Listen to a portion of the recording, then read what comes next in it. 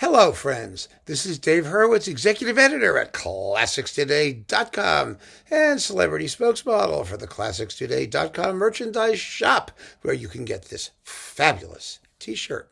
If you are so inclined, it's on the homepage at ClassicsToday.com. Go forth and shop. In the meantime, I have a couple of announcements. The first one is, for those of you who are Classics Today Insider members, and you're waiting for the weekly Insider Conductor Best of special, do not worry. I'm not doing it on a Monday this week. This happens to be the video that's running on Monday instead, for a couple of reasons. Number one is I haven't finished it yet. And number two, because it was, the Christmas holiday and I was running around, and you know how that works. And number two is I really was struck by the very positive and interesting response to the miniature masterpiece that I ran from Rossini's Sins of Old Age. And I realized, and reading the comments and the requests that we do more Rossini, that I hadn't done very much Rossini. It really kind of shocked me. I planned to, but somehow it kind of got lost in the shuffle.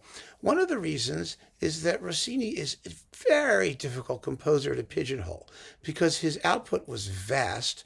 And I think what makes him so interesting is that he really was the last of the great classical composers. He was a composer of that period, the Haydn, Mozart, and sort of Beethoven period. Remember that by the time he wrote William Tell and retired, technically, from opera, it was only 1829. I mean, it was the end of the lives of Beethoven and Schubert. The classical period was coming to an end. And then he completely reinvented himself in the 1850s and 60s until he died, becoming a major composer, in my view, of piano works and chamber works and, small vocal pieces. Really, he had two completely separate careers, but ultimately, he was a classical period composer. And that's one of the things that makes his music, I think, so enchanting. It's the rigorous formal basis for everything that he did, the rationality, the Enlightenment sensibility of his music, which you could hear very clearly in his operas. He was not a romantic, not by any stretch of the imagination.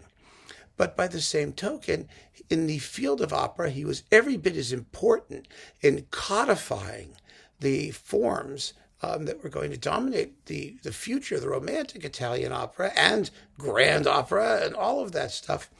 He was as important as Haydn was, or Mozart. He really was. An amazing creative personality. And I just felt that he really needs to have a lot of time and attention, or maybe I better hang back a little bit until I could get myself organized around him. But then I said to myself, what the hell, it's great music. We got to just listen to it. So I wanted to discuss first and foremost what I regard as the perfect Rossini opera starter kit.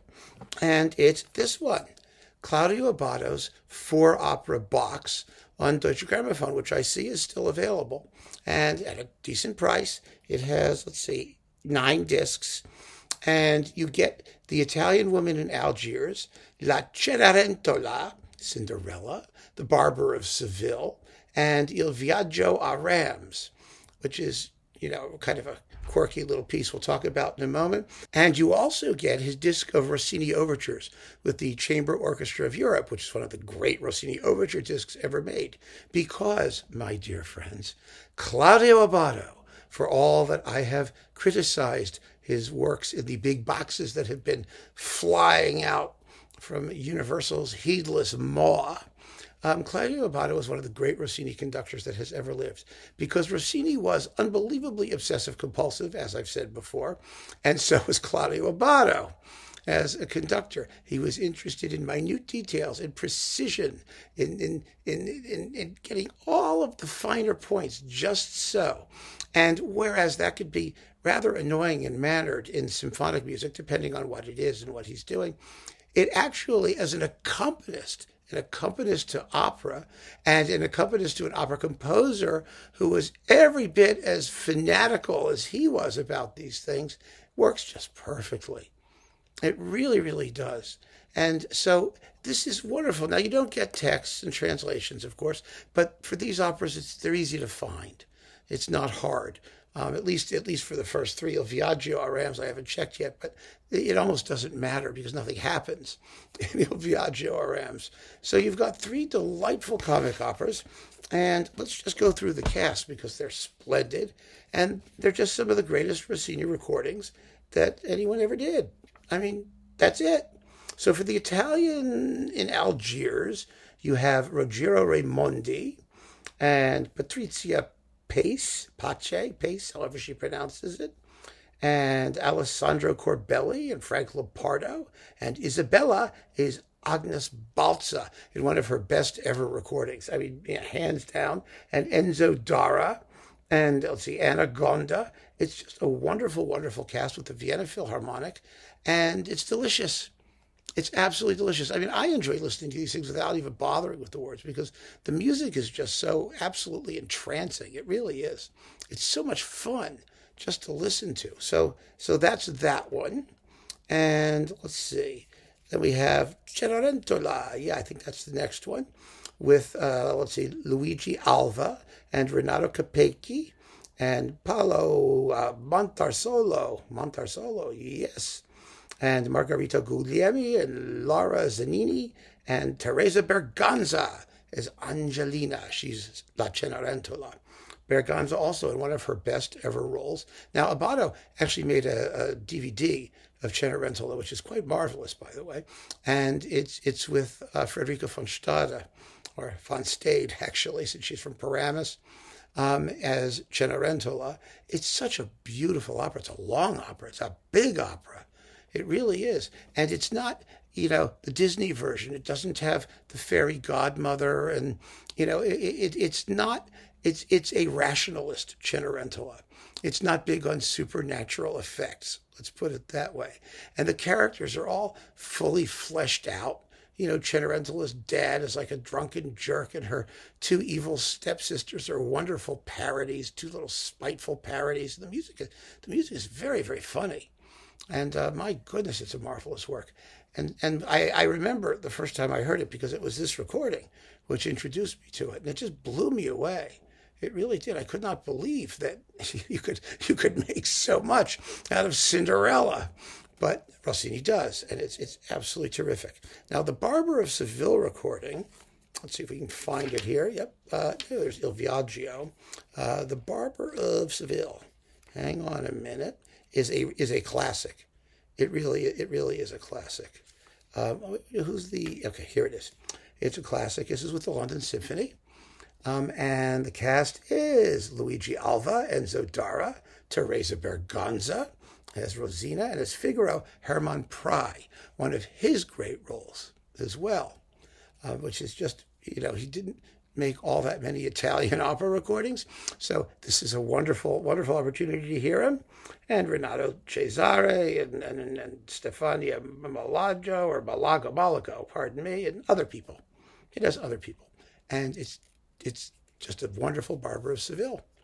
I mean, Prey was a classic Figaro. It was kind of his role.